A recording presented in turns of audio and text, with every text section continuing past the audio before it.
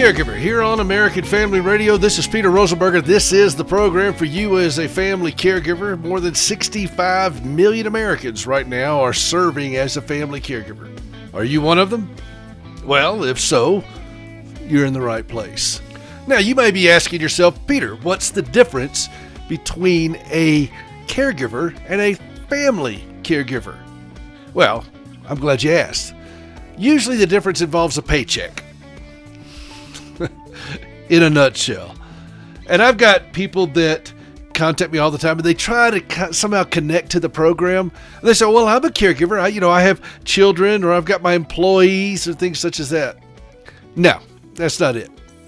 And I'm not diminishing the responsibility and the work and the task that overlay this. But that's not what I'm talking about. A caregiver is somebody who cares for a chronically impaired loved one. That this thing most likely will not get better. In fact, most likely it will get worse, but not always. And they have to think sometimes beyond their own grave. And they're doing it virtually with no pay and no training. Now, I would imagine most people in this audience have been approached by somebody selling life insurance. I mean, is that a fair assessment? Would all of you kind of nod your head and say, yeah. And we don't like to think about it all because it's one of those things that it's a responsible thing to buy, but it's not a pleasant thing. It's not like you get to drive it home that day. It doesn't have that new life insurance smell to it. But what is the one thing that every life insurance representative will ask of every potential client? What's the one thing? It's without fail. If something happened to you, what would happen to your family, your wife, your spouse, your kids, your estate, all of those things? Now, if you buy their product, you can have peace of mind knowing that in the event of your demise, somebody will show up with a check and they will have some type of monetary assistance, aid, security in the event of your demise as the major breadwinner or the minor breadwinner. Either way, you get to have peace of mind that night after you sign up for life insurance. You get to have peace of mind knowing that you did what was necessary with the resources that you had. We're all familiar with this. Now, what if that same life insurance representative showed back up again the next day and said, what happens to your loved one in the event of your demise? You said, well, I just took care of that yesterday. I just wrote you a check yesterday. No. That was yesterday. Now we got to do it again today. And we're going to do it again the next day and the next day and the next day. And this is going to go all the way until one of you all dies. That is what it's like to be a caregiver. That is the reality of our life. It weighs on us. We don't get that, hey, I wrote a check and I took care of it. No. We have to constantly be thinking what needs to happen to make sure this person is taken care of in case something happens. Not only if I die, if I sprain my ankle, if I'm in a car wreck, if I get the flu. Caregivers don't get to call in sick very easily. That's just the way it is. And that's what a family caregiver is.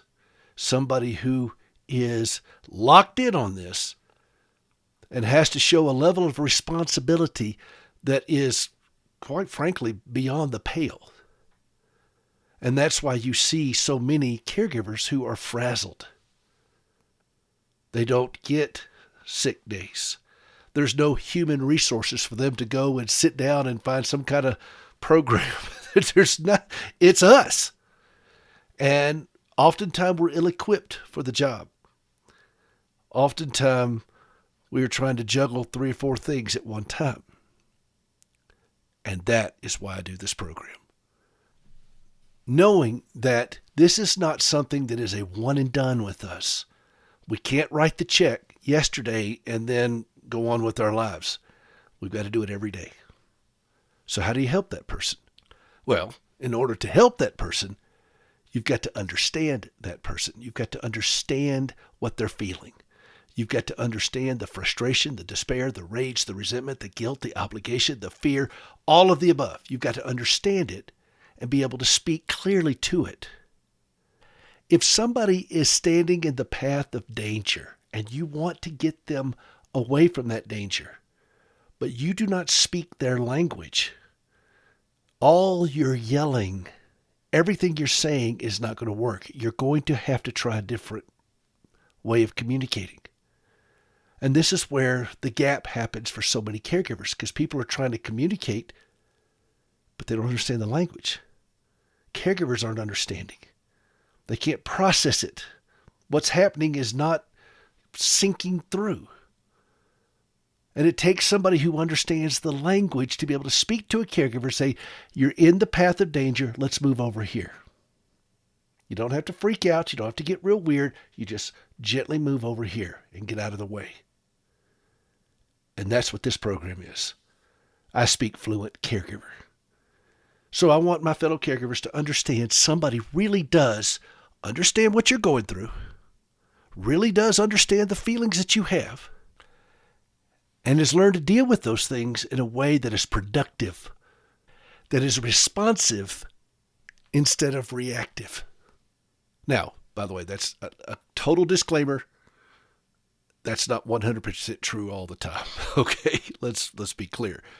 But now that I see the path, and I want to point as many of my fellow caregivers as I possibly can to that path so that you have a fighting chance to deal with the stress that you're dealing with. I cannot, in good conscience, just say, well, brother, I'm going to pray for you. How many times have you heard that? I'm glad people pray for me. Thank you, because that's important. It really is. May I read a verse to you? Actually, 2 verses. From the book of James, chapter 2, verses 15 through 16. Suppose a brother or a sister is without clothes and daily food. If one of you says to them, go in peace, keep warm and well fed, but does nothing about their physical needs, what good is it? Now, what point do you think James is trying to make here? We talk in this Christianese sometimes in our culture. Oh, God love you. I'm going to pray for you, brother. When somebody's bleeding out. And I go back to the paramedics that rescued Gracie by the side of the road over 40 years ago. She's bleeding out. She's broken. Her body is broken. And first they put out the fire. And then the paramedics, the truckers did that. That's why I love long-haul truckers. So for you truckers that are listening, just know I'm very grateful for you. I really am, because I can't think of how many lives truckers have saved by stopping and doing what is necessary. And then they got the paramedics there. The paramedics showed up, and they said to Gracie, hang on. We're going to get you to safety. We're here. We're going to get you to safety. It's going to be okay. Hang on. Help us here. We're going to get you to safety. That's what James is talking about there. They didn't say, well, sister, we're going to pray for you. They didn't ask her if she knew the doctrine of justification or if she'd been baptized. They didn't ask her any of those things. They didn't criticize her at all. They just gave assurance of their presence and repeatedly said, it's going to be okay. We're going to get you to safety. Hang on. Hold on. Help's here. You're not alone. We're going to get you to safety. Hang on. Help's on the way. Hold on. Over and over and over again until they got her to safety. That is what it looks like to help a caregiver. Hang on. Hold on. We're going to get you to safety. You're not alone. It's going to be okay. Help's on the way. Hang on. You're not alone. And that is hope for the caregiver. This is Peter Rosenberger. We'll be right back.